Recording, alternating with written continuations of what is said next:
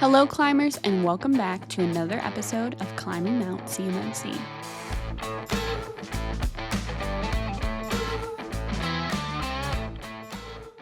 Thank you so much for your service and your continued service, sir. As as you've served in the military. I mean, we're just coming off the recording of Veterans was just like Monday, right? Veterans Day, and that's one of the things that I've loved about this community in the DIB space is just the absolute passion for our government and our nation as a whole, and trying to protect it. So let's start walking the journey of Dr. Ross. As you started off in the Army, you served for 20 years, and then you got a PhD in, I'm reading this now, artificial intelligence and robotics, which is like such the thing right now.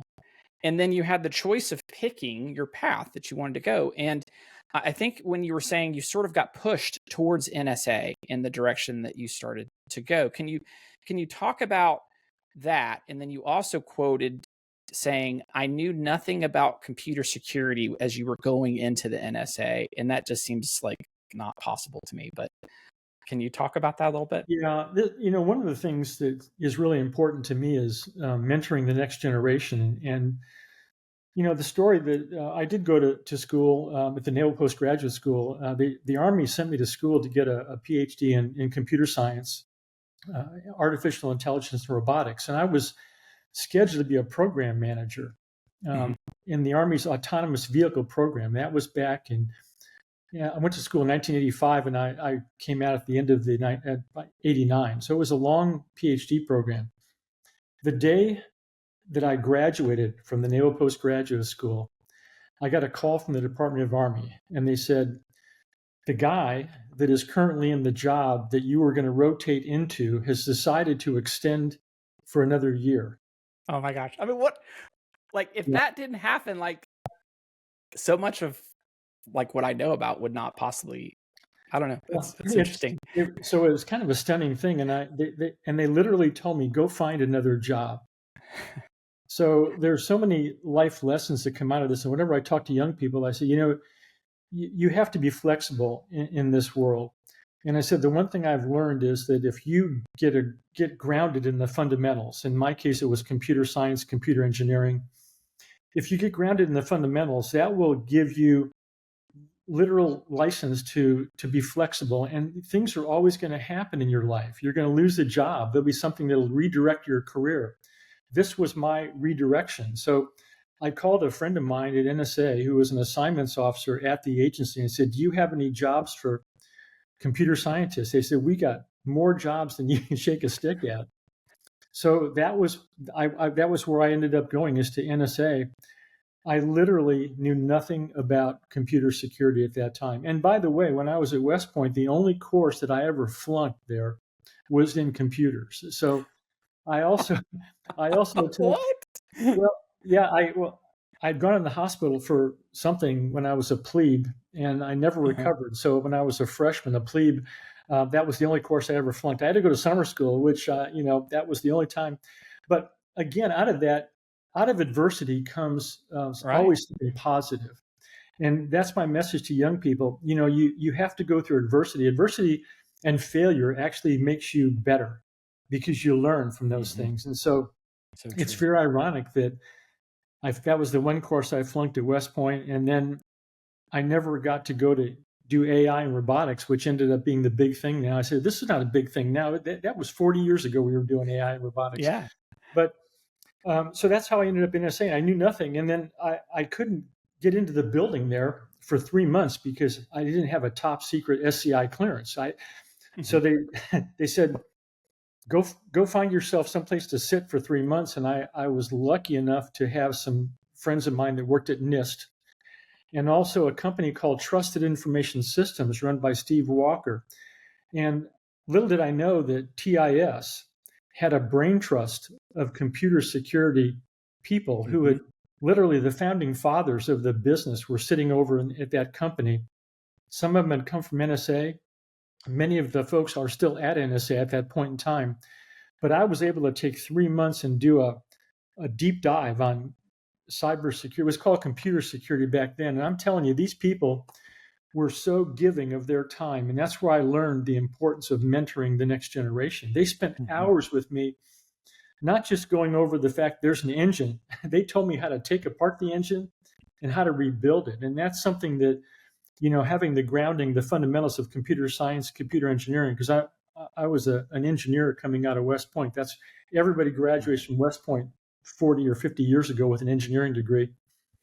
And so I had the fundamentals, but I had to learn the nuts and bolts of computer security. And I was just so fortunate to have the best and the brightest at the time in that business. Oh, cool. And, there's a body of knowledge there that's been captured. And we can talk about that later, what happened to that knowledge. But that's how I started. And, finally I got my clearance, went in the building, and that's where they said, as they say in NASCAR, gentlemen, start your engines, or drivers, start your engines. That's where my career started, that 1990.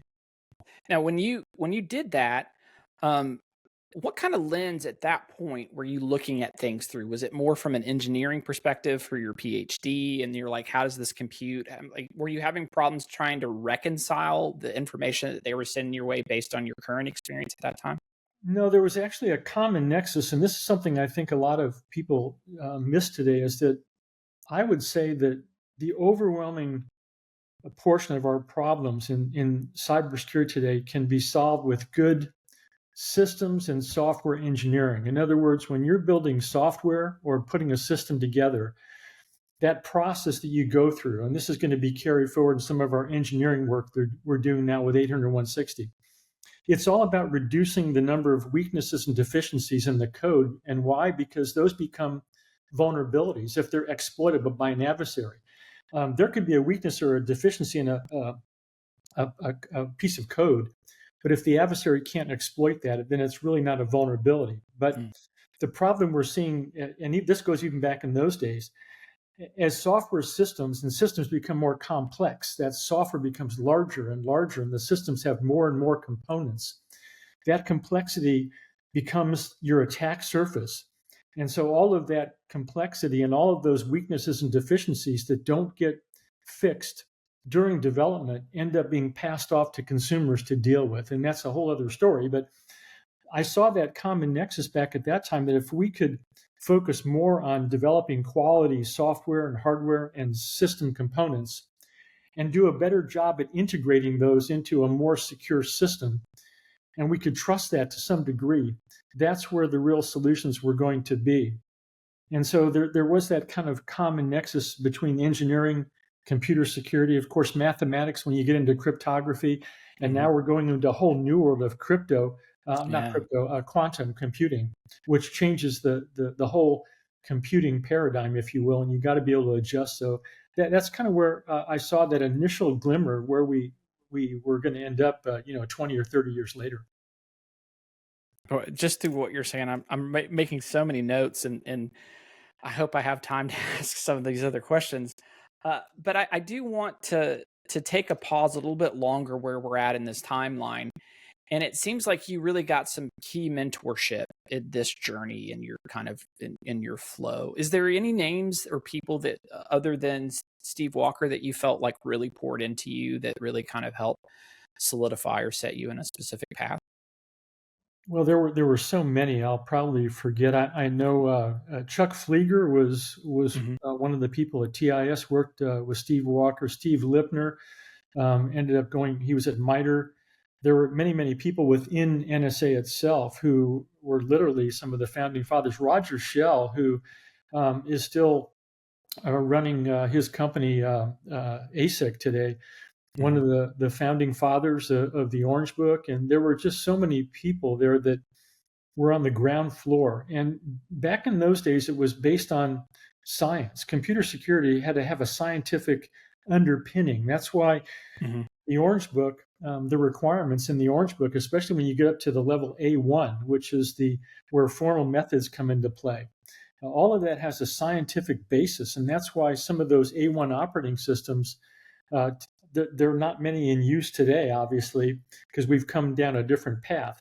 But those were pretty bulletproof back in the day, and you can make an argument today that when you want to have a highly trusted system, which deals with the concept of assurance. We have two aspects, two sides of the coin in security. There's functionality, like crypto, access control mechanisms, INA mechanisms, and there's assurance. How good a job did you do at building those components? Did you use formal methods, secure coding techniques? How can I trust what you built? And we have totally lost the notion of assurance today. And that's why, we're being asked to buy great commercial products, but I call that the big black box problem. Yeah. I'm buying all these components and I'm putting them into a system. Many of these systems are going into critical infrastructure. They're, PLCs and power plants, medical devices, pacemakers that are in your chest, braking systems in automobiles. And the need to have assurance, understanding how much should I trust the components, how much should I trust the systems. Trustworthiness goes on a continuum from I don't trust it at all, but I have to use it because nothing else is available, to Right. I have a high degree of trust because I know they use formal methods or they use secure coding techniques, memory safe programming languages. There's a whole bunch of things that you can do. I call it bring in the receipts. Show me what you did to build the product, the system, and earn my trust. And today, I don't think that's happening. That's kind of some of the things that with the SBOM work, the software bill of materials, is to try to bring greater transparency and visibility to consumers. And we're all consumers of this great technology. We love it. We use it a lot. It's changed the way we do business. It's changed the way we fight wars. It's changed everything about how society operates. And when you have that dramatic an impact on society, you have to have trust in what you're doing. Yeah. And that's one of the whole focus points of our engineering work, is to bring back greater assurance and trustworthiness. I call it bringing the receipts to the table. So that is so great, sir, because the challenges and some of the things that you're talking about then and now are still the challenges with vendors and using vendors. Right. For us as an MSP, one of the challenges is having discussions with vendors to say, show us the receipts. I want to use your product, but when I'm talking to an auditor for a CMMC audit, even if you're not FedRAMP and I want to use your product, I need assurances. I need to know that type of software that you're developing, I need to know where you're at. And man, it would be great if everybody had that. It even goes further to now us, as an MSP trying to, to help clients along this CMMC journey, the transparency that is needed, or that we believe is needed to give, so that a client feels assured that we can take them through an assessment and we can help them get into that space. It's like, sometimes when you talk about this stuff, it's like MSPs have never heard of that before. And it's like, I love it. Ron, you're speaking my language when you say, show me the receipts, because I say that all the time. And it's like that's what I believe should be, a common theme nowadays, is like to be able to back up what you're saying and not just say whatever you want, kind of thing. And so I think that's really powerful. And you can just see that throughout the whole space in many different areas. We have such a great industry out there. The amount of innovation that this country produces every year. We literally spend billions with a B dollars in research and development. This is across many different types of industries. And when you talk about programs like the CMMC, or just in general, protecting controlled class information across the federal government and the private sector, one well-placed cyber attack can literally exfiltrate billions of dollars of research in a nanosecond. Things happen in this world that we've built, for better, for worse. And I'm not being critical. This is the world that we've built through innovation, powerful computing systems, massive amounts of storage capacity, ubiquitous connectivity, high speed 5G connectivity. So you've literally got trillions of lines of code, billions of devices, and everything is connected to everything. And you go in with this with your eyes wide open. So we never want to roll back innovation. That's how this country has always rolled from day one. Right. But as we start to push this technology into more sensitive areas, especially critical infrastructure, we're talking about PLCs and power plants, or water distribution systems, or in hospitals, the assurance part of that equation starts to become more and more important. Yeah. As I learned with the space community in the Air Force, but they have a term called putting warheads on foreheads. That was the term they used. But in That's a order good to do one. that, you've got to make some really tough trade space decisions. I got to pick an operating system. Do I choose Linux or iOS or some kind of a smaller OS that's more trusted?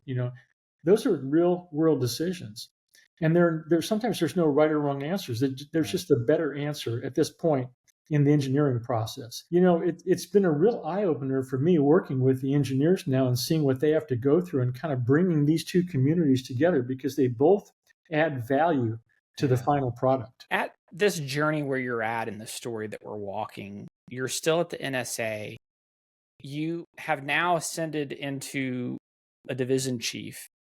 Can you walk me through kind of like, Ron walking in the door as the rookie who's pulling cable or doing whatever, kind of the low man on the totem pole type activity, to now a division chief? You're involved in the Rainbow series. You're helping craft some very foundational information. Like, that's a big difference between those. Can you sort of talk through that and how that played out in your Sure. life? Well, I joined the division where the Rainbow Series was created, and that started back in the 1980s. So by the time I got there, the Orange Book had been written, many of the Rainbow Series documents had been written, and I worked for a division chief. His name Blaine Burnham. We still are in touch, not quite as often, but I worked for Blaine, and then at some point he was transferred to another position within NSA, and I had just gotten promoted to lieutenant colonel, and my name came up as the candidate for the division chief's job. Now at NSA, there weren't a lot of military division chiefs, but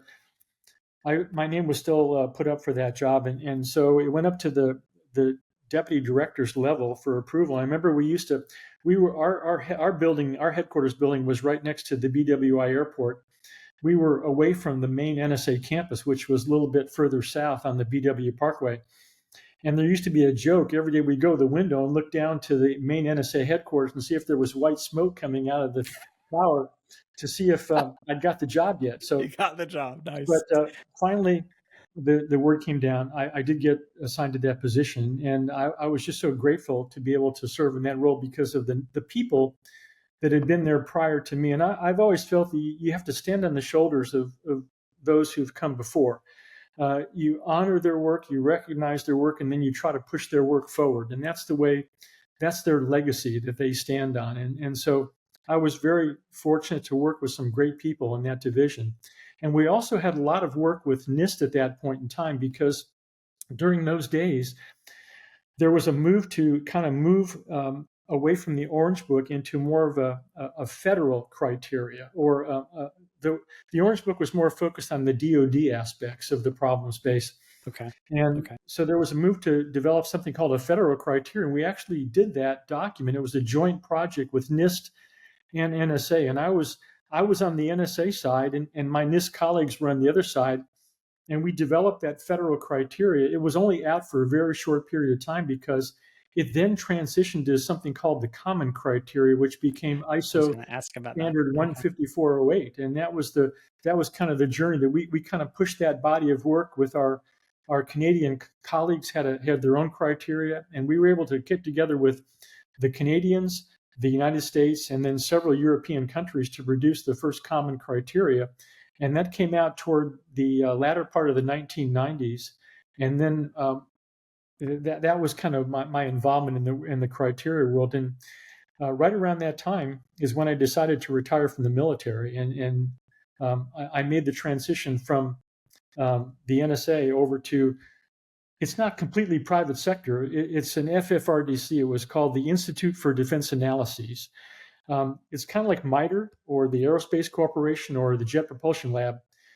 Federally funded research and development centers are special status organizations that support the federal government, and they have specific tasks and responsibilities. And so I spent almost 4 years at IDA supporting the NSA. And so I was working on the semi-contractor side, but supporting some of the work that was going on at NSA at that time. And that I did that all the way up until the time that I decided it was time to go back into government service, and took me to 1997. That's when I decided I would apply for a job at NIST, and the rest is kind of history. So let's let you set the stage sort of as Ron walks in through the door of NIST. So it's late uh, 90s, early 2000s, right? As you're stepping into your start at NIST. The common criteria is out now. And you're now looking down the barrel of some new challenges that are just around the corner that maybe you know about or don't know about. There are some very big ones that you're going to be facing. When you walked in that door, what were you thinking as the bright-eyed Ron? Like what are you expecting in your day one, and what was your expectations as you were stepping in, as sort of like what you were thinking you're going to do and then what ended up happening? Well, it's like every job, every new organization you come to, you have to come in and learn, take a step back, understand what they do, why they do it, who the people are. You're looking around and you're just trying to be like a sponge, absorb everything. And so that's what I did. I was very fortunate to be put on the Common Criteria project because that's kind of where I came from at NSA, and then at IDA. I was still in that same sphere of work. And so that's where I started. When I was at NIST, I was part of the NIAP program, the National Information Assurance Partnership, which was a joint partnership with NIST and NSA that really focused on doing evaluations for the common criteria. The testing laboratories that conducted the evaluations of commercial products had to be validated or certified by a government body, and that's what NIST and NSA were involved in the early 2000s. Mm-hmm. So it's like any newbie. You're looking around, you're just trying to learn, and then what really changed the game is in 2002. President Bush, there was the FISMA legislation, the Federal Information Security Management Act came along. Congress passed it in 2002, and President Bush signed it in 2003. And I'll never forget the day our division chief called me in his office and said, "Ron, we got this new piece of legislation called FISMA. We just read it. They called out two things in the legislation that NIST is supposed to do, and we'd like to know if you're interested in doing them." So I hadn't read the legislation. I took a little bit of time to read the legislation, and there were a couple of standards they called out and another guidance document in the actual legislation. And we had responsibility under the Department of Commerce to carry that out. So I accepted that new role, and that was 2003. Right. And that was the start of, and I didn't realize this at the time, but that was the start of a whole body of work that came out of that legislation. And it was, you just you don't have that crystal ball in front of you when it happens. All you're looking at is the legislation. And then you're trying to get your thoughts together. You're looking at what do we have in the inventory now that can be applied to helping the government. Let's drill into a little bit more. What was in the inventory? What was in the quiver at that point as far as in documentation? You had the common criteria. Were there other sources at that moment as you're looking down the barrel of FISMA and the objectives you're trying to do? Was there anything else that you were trying to pull from? We had done a lot of work in crypto over the years. We had the FIPS 140 program, the cryptographic module validation program. FIPS 140 is still around today. It's gone through generations of iteration and improvements and changes. We had there was a computer security handbook, and if you go back and look at the numbering system of the 800 series publications, when I started doing my first publications, it was like 818. That was the old wow. And 800-12, the computer security handbook. Right. And I took a leap. I went to 837. That was a number that was way out there, and now we're up in the 800-200s. And so we had Marianne Swanson had authored a questionnaire. The publication was 800-26. And it was a series of questions that were divided up into different families of security, like access control, incident response, contingency planning. And she did a great job in that publication. So we had a lot of those type publications in the inventory. And now we had this big behemoth staring us down, called FISMA. And so we had all those things in the inventory. But these were back in the days when, we were just starting out. If you look at where we've come from in the past 21 years, where we were then, and Yeah. this is what I tell our customers and the people who are doing this every day, it's 2 steps forward, 1 step back, 2 steps forward, 1 step back.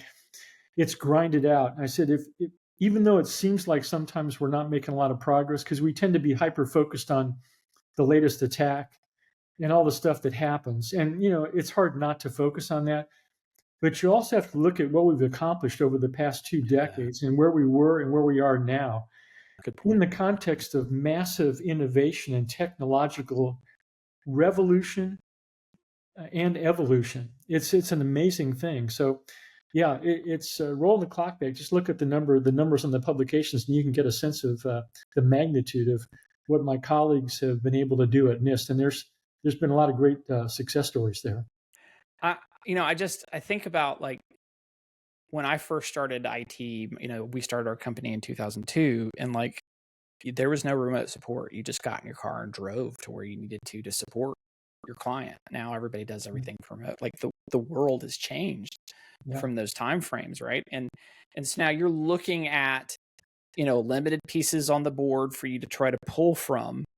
And at that point, when you're looking at FSMA, we have just around the corner RMF 853 and some other key documents. You have FIPS 199, 200. When do those come in the equation and start popping up on the radar as far as this needs to happen? And how does that all start coming into place? Well, the legislation gives us general guidelines and kind of a framework on what they would like to see for the federal government: risk management, responsibility, heads of agencies. They talked about categorizing information and information systems.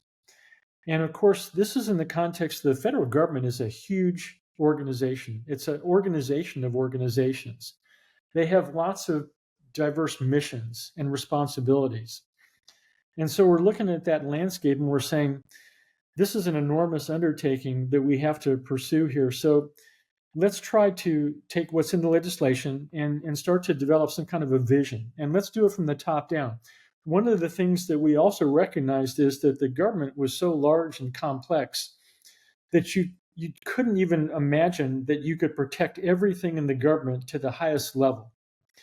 And so that kind of went back to a concept very early on. I call it the triage concept. This comes out of a lot of different areas. Battlefield medicine is one of the areas where triage is done. In a combat operation, when a soldier gets injured, they're looking at, do you have a sucking chest wound or a hangnail? And they prioritize. You go into one of 3 triage baskets, if you will, and they treat those that are the most serious first. So that was the first inclination. We needed to have some kind of a standard that would allow organizations to categorize their information into, we chose one of 3 buckets. We could have chosen 5 buckets or 10 buckets, but we figured let's not overcomplicate it.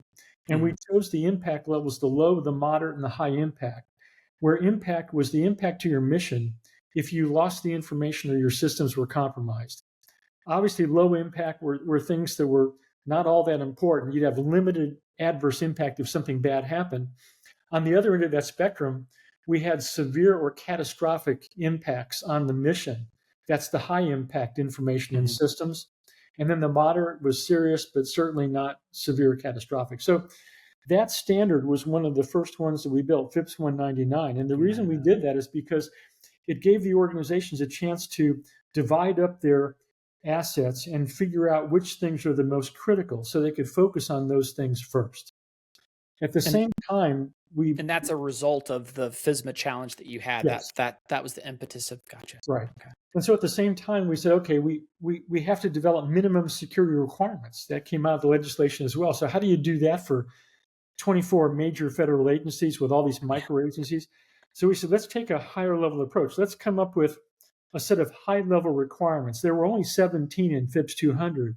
And where did those requirements come from? Well, we built the requirements based on the families that came out of the 826 questionnaire. Marianne had already defined those buckets: contingency planning, incident response, identification authentication, access control, system and communications protection. So that we had the buckets, and so we sat down and we developed 17 minimum requirements, and they were very high level requirements. You can go back and they're still there today. They need updating, but they're still there. They're very high level. So we said, this is what we'd like to see. The vision of the framework was taking shape now. High level requirements, FIPS 200, the 199 impact levels, so you could actually figure out what was most important. And then we said, what's missing now is we need to be able to develop a set of security controls that organizations could use. Now, the problem is that there's lots of serious threats out there at that time. Every organization looks different missions, different technologies. So we set out to develop a set of controls in the catalog, and we said, how is an organization going to meet those 17 requirements? Department of Education may be a lot different in meeting those 17 requirements than the Defense Department or the Department of Homeland Security or Department of Commerce. So we said, as we developed all the security controls in 853, we said, let's give organizations an initial basket of controls. We'll give them a low basket, a moderate basket, and a high basket of these are a starting set of controls. And then they can choose to tailor that basket. They can add controls or they can take them out. So in essence, we gave the organizations flexibility in how they meet those 17 requirements. So as you apply the controls that end up going into your security plan, after you do all of your tailoring, you end up with a set of controls for that system that's going to support a particular mission in that federal agency. And so that solution is going to look a lot different for every organization. So you can meet the 17 requirements in 100 different ways based on how you tailor the controls and how you implement those controls based on your mission, the technology, the kinds of tailoring things that you did. And so that was the flexibility. And of course, the RMF came along one or two steps later to give a process to pull all those things together. Can I pause you for just a second? I'm just fascinated with that process that's going on. Let's back up just a second, because you had those specific controls broken out in those buckets. Was that an SP document that you guys had standardized, or was that more of an evolutionary as it pulled into 53? Well, the baselines, as they're called, those are the starting sets of controls. Those came out of our original 853 document. That was the security control catalog. And in that original document, we'd identified the three baselines, the low, the moderate, and the high baselines. And then we provided guidance to our customers that said, if you want to meet the 17 requirements within FIPS 200, the first step that you have to do is categorize your systems and your data. In other words, you categorize your information first, and then the system took on that categorization. And then you could pick one of our three buckets of control. So now we're thinking, well, we're telling them what to do, but now they need a framework to really lock down the process of how all that works. And so now you're seeing the initial kind of vision of what the risk management framework became, that life cycle like process. The pieces are starting to take shape at that point. And so we've been doing certification and accreditation for years in the federal government. The DoD was doing it under the old DITS cap and DIAC cap. And now we're looking at developing a risk management framework, which would lead to an accreditation or an authorization to operate. Wow. But now we physically need to develop a framework so our customers could have some kind of a standard approach to how they would categorize, how they would select their controls, how they would implement, assess those controls, and authorize for operation. And that became what you know today as the risk management framework. And it seems like that you kind of backed your way. That's a terrible way of saying it, I guess. But you through the process of as you develop it, saw the necessities of the next step as you started to evolve. And did you find at any point you're like, ooh, this is going to have some real horsepower? I mean, like what we're talking about trying to develop is going to be pretty substantial. Did you find yourself kind of wondering, am I going in the right direction to do something like building RMF, or am I extending myself, getting over too far in front of your skis, if you will, based on your your mandate and the things that you had to do. Did you have any concerns about that? Yeah, you always do because, vision is one thing, Right. but without execution, vision is nothing. And so you always worry about the execution. Now, luckily for us, part of our DNA at NIST is that we have always worked collaboratively with our customers. And that I include our customers are everybody out there, government, and that includes state and local governments and tribal governments, industry, the academic community, our international partners. Whenever we get comments on our documents, they come in from all over the world, every type of agency, large Fortune 500 company down to small mom and pop businesses, state and Mhm. local government. Everybody feels that through the process we've set up, that they have a voice, they have a stake in the outcome. And so I like to talk about guardrails. We put out a document initially, and we're driving all over the road. The guardrails, our customers basically are our guardrails. They keep us honest in the sense that it's got to be technically correct. That's the going in position for us. And then it's got to be implementable. Now, sometimes that can be a challenge. There are cost issues. There are lots of implementation issues that come up, and a lot of those that you're dealing with today with the Yeah. 171 and the CMMC world. But those guardrails allowed us to maneuver down the road. And so you're driving down the road and you may go over to the left a little bit and then you get some comments back, come back to the right a little bit. But every document starts out, I call it the great convergence triangle.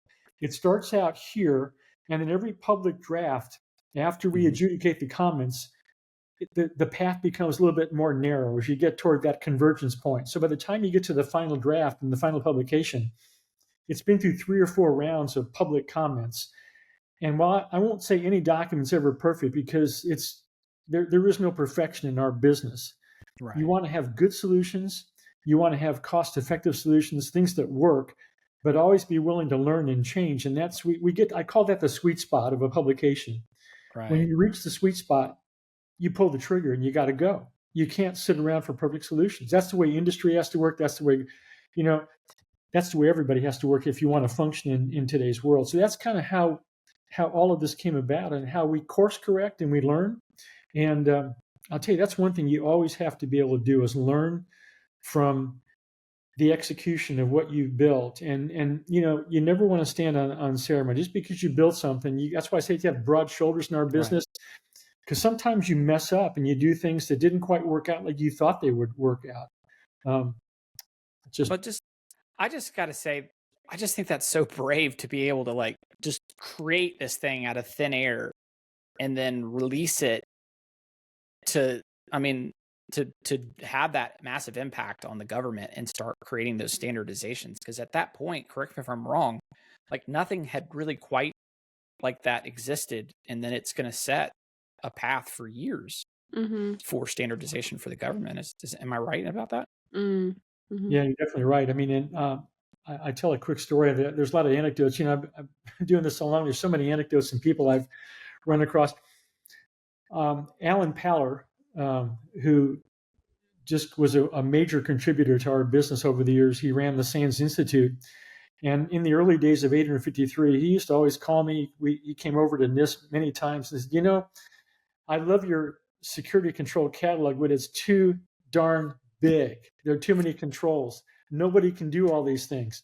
Why don't you prioritize them and tell what are the 20 most important controls? Right. And I fought him tooth and nail. We had public debates. We were adversaries, good-natured adversaries, and it was just an amazing. And I held my ground, and I said, look, even though you think these 20 controls are most important, they're all important because if any Right. one of them fails, you can go down the tubes. Yeah. Turns out years later, he was actually right and I was wrong. And so he ended up going developing the 20 critical controls, which were largely based on a lot of the NIST controls, but he focused on the top 20. And then Tony Sager, another great cybersecurity professional, a massive contributor, took that project forward over the years. Well, years later, and this is kind of the it's a great story. Alan passed away a few years ago. It was tragic, way before his time. I'm doing my cancer treatments up at Johns Hopkins, and one of my doctors up there just happened to talk about Channing Paller, who is a prostate cancer top-notch researcher at Johns Hopkins. And it turns out that that was Alan's daughter, being a leading cancer researcher. So I sent him an email one day and said, I ran across your daughter at Johns Hopkins. I said, you must be very proud of her because she's one of the leading prostate cancer researchers. And he sent back a very nice note and said, I hope you weren't up there for the wrong reasons. And then I shared with him that I was going through my second bout with prostate cancer. And, it was at that point in time, that friendship kind of blossomed from that point because we had such mutual respect for each other's work over the years, and it kind of all came together. And I was just, it was such a tragic loss for our community. But that goes to show you, sometimes you're right, sometimes you're not right. But and that goes for everybody in this business. There's no one that's going to hit out of the park every time. The best baseball players in the business, Right. barely bat 300. Right, 3 out of 10. yeah. So. Well, and you touched on this, the health scare that you had multiple times through your journey, and around 2003, FSMA's coming out. You now are diagnosed with prostate cancer, and so you have this huge responsibility. At the same time, you have this very serious life scare. Can you maybe walk us through a little bit through that battle and challenge that you had? Because I know that had to be extremely difficult. Well, it's something obviously nobody wants to go through, but it's a very common thing today. Not just cancer. There's a lot of, life-threatening conditions. And it really does change your life because, after you go through that, and sometimes it's a short battle, sometimes it's a long battle. And, unfortunately, sometimes things don't end up the way you'd like them to end up, but it does change your life. It changes your perspective. You focus on things that you thought were important, maybe aren't so important. But you also have to keep your focus. And this is one of the things that I take my hat off to everybody in our business, these cybersecurity professionals who literally get up every day and have to do the heavy lifting. It's incredibly difficult work. If you're a CISO, no matter where you work in this business, it's hard. And these folks are going through everybody. We're all going through our own family stuff at the same time we're asked to get up and go to work every day and do our jobs. And so you have to kind of keep your focus. And there's times when you think about it, and then there's times where you have to put it out of your mind. And so that's just the way, it's not just me. Everybody, deals with their own family situations that, in different ways, and they're all okay. But that was really the way I dealt with it. You kind of had to get your focus, get back to what you're doing. And then, there'll be time after work to kind of look at what the next steps are. And then you just go through it. It's one foot at a time, one step at a time. And that's really, it's like having a big complicated problem. Don't look at the big complicated problem, try to break it down into meaningful pieces. And some days it's just, hey, I got to get through today. If I get through today, there'll be a tomorrow. And I get through tomorrow, and you keep on pushing forward. Did you find yourself during that time frame sort of doubting whether or not you'd be able to get through the life scare challenge at the same time taking on that massive role? I mean, because they called you out and said, hey, we're going to hand you this massive deal. I mean, I don't think anybody at that time sort of knew what FSMA was going to really evolve into and what necessarily the huge impact it was going to have, or perhaps they did. Well, I don't think we didn't know at that point, how massive this project would become. But the one thing I will say about people who go through these kind of, life-changing episodes is that the one thing I learned is that even though it impacts you directly, the bigger impact is on your family members. They start to worry about you much more than you're worrying about yourself. And I didn't realize that till later. I mean, obviously, your family members worry about you, but that becomes another burden because you don't want them to worry about you because you're worrying about yourself. So, it's, you have all these things to worry about and think about, but yet you've got to get up and go to work and do the next thing, So, it's just, and I think the big thing that when I say it's a life-changing experience, you get a lot of gratitude. I mean, you start to appreciate little things in life, and I think it makes people nicer people. It makes you more thoughtful. It makes you more caring. I mean, hopefully people are that way to begin with, but you certainly you certainly start to focus on those things more than before because, you don't know, every day is a gift that you're given, no matter what your job is. And, I always tell the story about President Kennedy when he visited NASA, and this was back during the heat of the space race, the space program. And he was walking down the hall at NASA, and he ran across a custodian pushing a broom. And he said, "What is your job here at NASA?" And the gentleman looked up at him and said, "Mr. President, I am helping put a man on the moon." And I said, "Wow, that is just that," and that resonated with me because in the Army runs as a team. And whether it's a lieutenant or a captain or a battalion commander or all the troops, you're all working as a team, and everybody on that team is important. And that carries forward even to the world at NIST. We have a great team in NIST, but it's not just the people who write the publications. There's a whole team behind the scenes who are doing the tech editing. They're doing the web preparation work. They're getting all the CPRT website, the online access. That team is working really hard to produce the quality content to the customers. How does that content get displayed? So all of those things kind of they're kind of etched on my brain, if you will. And so that teamwork has always been part of my world. And it emphasizes how important everybody's contribution is. No matter what you do, Wow. do the best you can and make that contribution to the team. And I'm a big fan of NASCAR too, and that's another example of how the NASCAR teams, everybody in that team has a critical role. And if one person doesn't step up, that can cause the team to literally go down in flames. I was listening. I'm so glad you brought that up. I hadn't planned on it, but I'm glad you did. I was watching an interview where you talked about someone that was looking for career advice and they really appreciated it. And they tapped into your love for NASCAR and had sent you a gift at one time and you had to return it, which is so sad. But could you maybe share about that? Because I thought it was such a great story.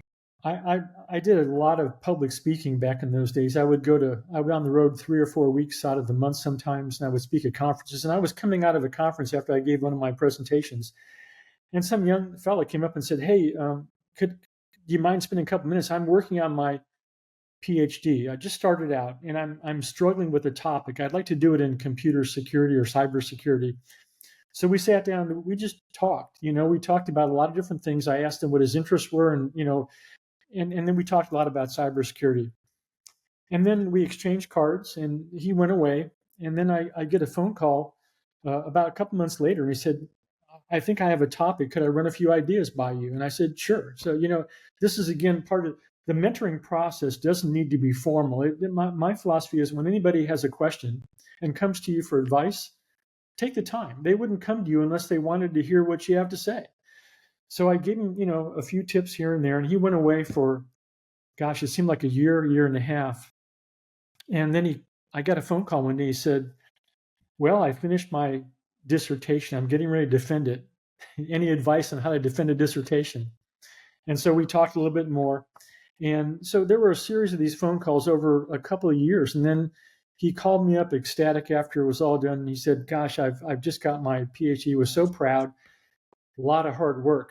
Anybody who's gone through that knows it's a lot of work, 24 hours a day, 7 days a week sometimes.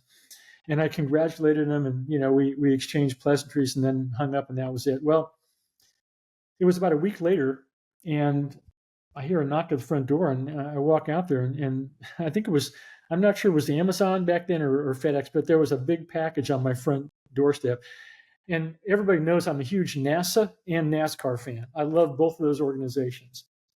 Well, I brought it inside, I opened it up, and it was a huge race car set. And so I'm a federal employee.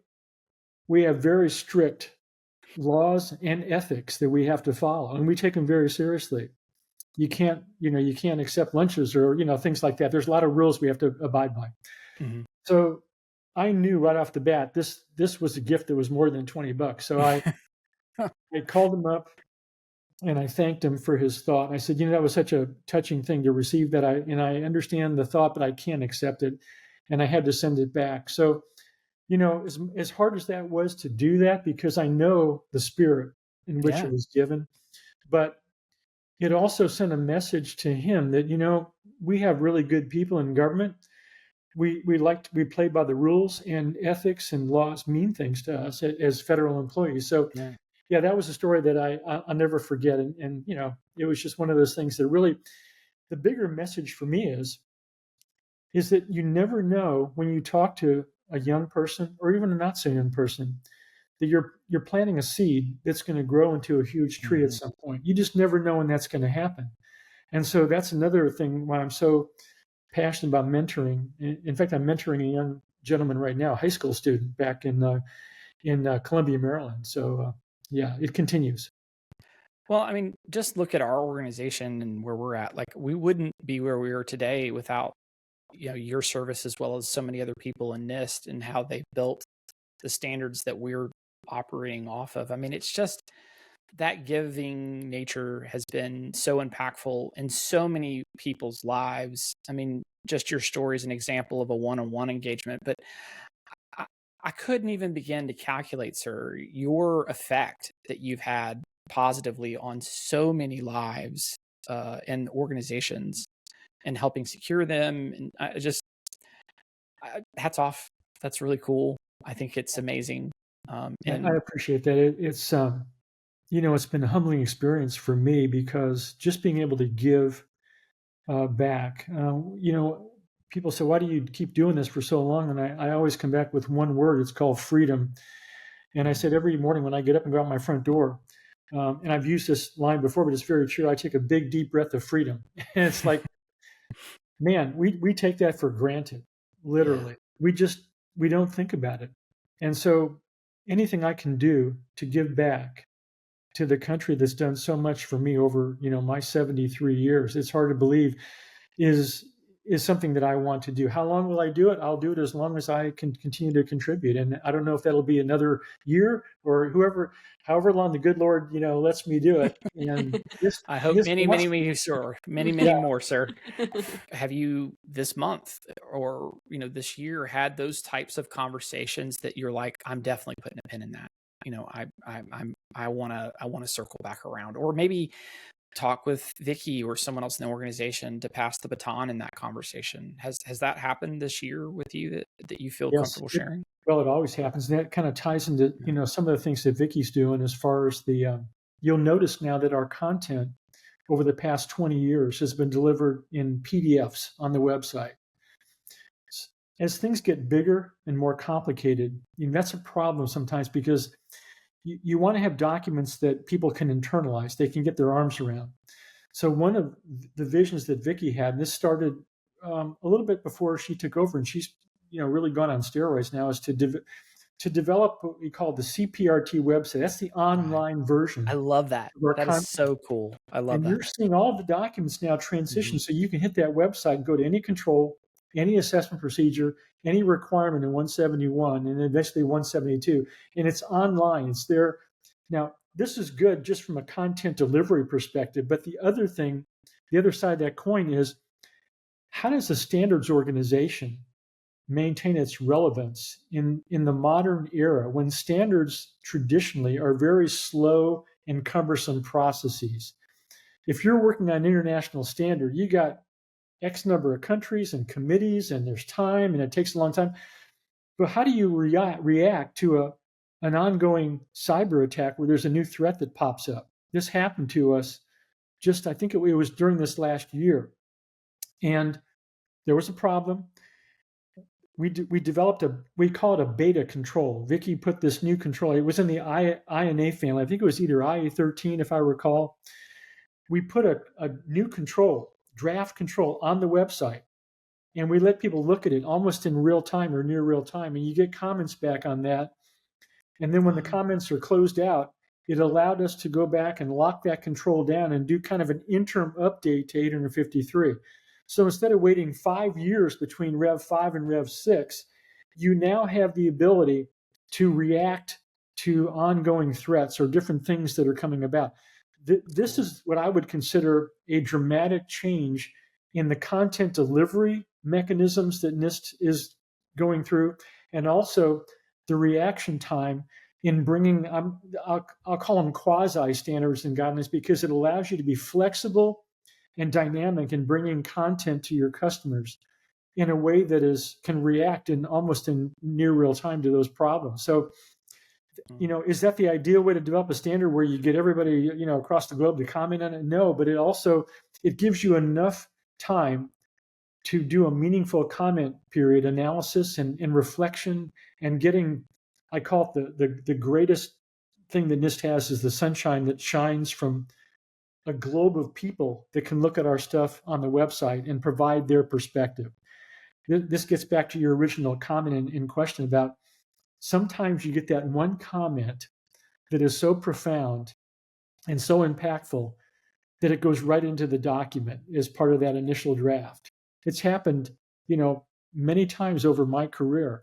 And, when that person ends up seeing that in the document, I can just imagine how it is on the other end. Say, hey, I just thought that thing went into the black hole, never came out. No, it actually went into the black hole and came out in a NIST publication. And then also your new venture.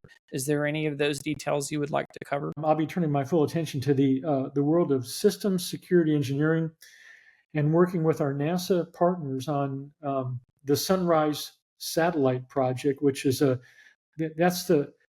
that project is so unbelievable, and I could spend literally a whole day on that describing that. But basically, we're taking the engineering guidance in 160 and volume 1 and 2, and we're working with the NASA and the JPL, Jet Propulsion Laboratory engineers who built the Sunrise satellite system.